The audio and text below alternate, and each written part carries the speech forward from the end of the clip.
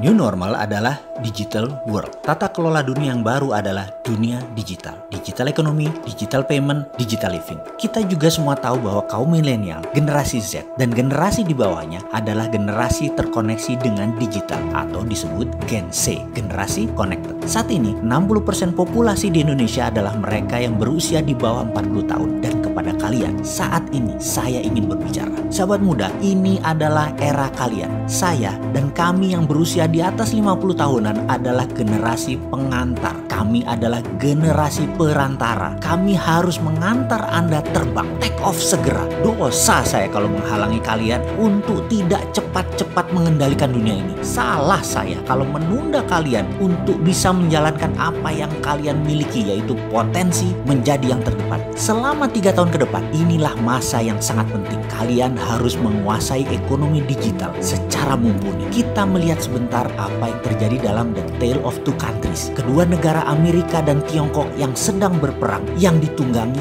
para globalis. Secara militer, Amerika masih mendominasi. Namun secara teknologi, Cina sudah menyamai. Secara perdagangan, Cina sudah menguasai dunia. Secara logistik dan distribusi, Cina yang menang. Uang, Wall Street, Cina punya sendiri dan saya sudah puluhan kali mengatakan bahwa Hudsonian New Economic Model yang Cina punya sudah memenangkan peredaran uang. Sosmed, informasi, apakah Amerika pemenangnya? Mungkin di dunia iya, tapi di dalam Tiongkok, Amerika tidak bisa sentuh sama sekali. Perhatikan daftar berikut ini. Baidu itu Google-nya Cina. Alibaba itu Amazon-nya Cina. Didi Sucing itu Uber-nya Cina. Weibo itu Twitter-nya Cina. Renren itu Facebook-nya Cina. WeChat itu WA-nya Cina. Youku itu YouTube-nya Cina. QQ adalah Gmail-nya Cina. Sahabat muda, melihat hal ini ke depan, mari kita bangun platform digital itu semua, dan kali ini kita meminta pemerintah ikut turun tangan. Tiru apa yang Tiongkok lakukan untuk negaranya. Setelah kita membangun ratusan platform tadi, maka pemerintah dengan gagah berani harus berani melakukan apa yang sebuah negara revolusioner berani lakukan, seperti Tiongkok, blok yang asing-asing itu. Uber tidak boleh masuk Cina sampai Didi Sucing menguasai 80% pasar Cina. Alibaba menguasai 80% market, baru Amazon boleh masuk. WeChat menguasai 90%, baru WA boleh masuk. Weibo menguasai 80%, baru Twitter boleh masuk. Itu nasionalis namanya. Pejabat kalau berani kayak begini, itu baru namanya patriotis. Dan kalian sahabat muda harus bisa membangun platform itu semua sehingga ketika pemerintah melakukan tindakan proteksi tadi, kalian sudah siap. Sekali lagi saya ingatkan, 3 tahun ke depan adalah masa yang sangat cepat, dan kita semua tahu dalam 3-6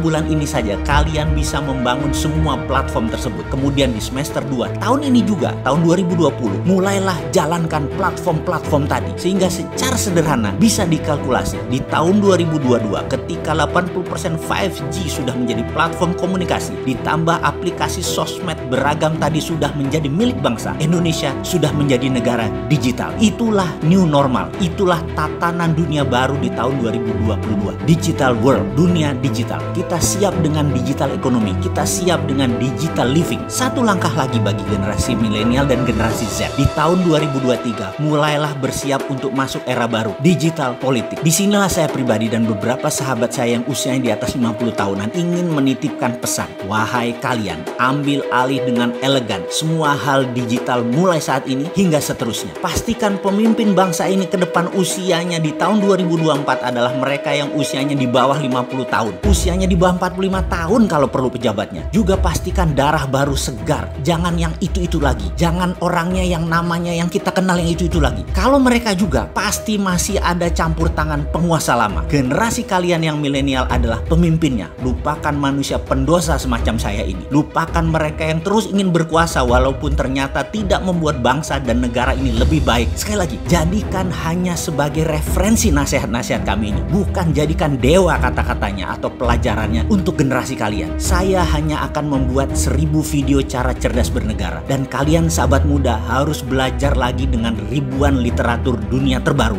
buatlah desain baru negeri ini. Jangan pakai otak kami yang sudah tidak terbukti dan tidak membuat orang semua sejahtera. Saya yakin semua senior pasti legowo melihat apa yang kalian lakukan selama 3 tahun ke depan. Kalian memantaskan diri kalian untuk memimpin bangsa ini secara konstitusional. Dalam 3 tahun ke depan, jika kalian tidak mengambil peluang ini semua, juga tidak berkarya apa-apa, maka saya di tahun 2023 pasti akan menghardik kalian kemana aja lu.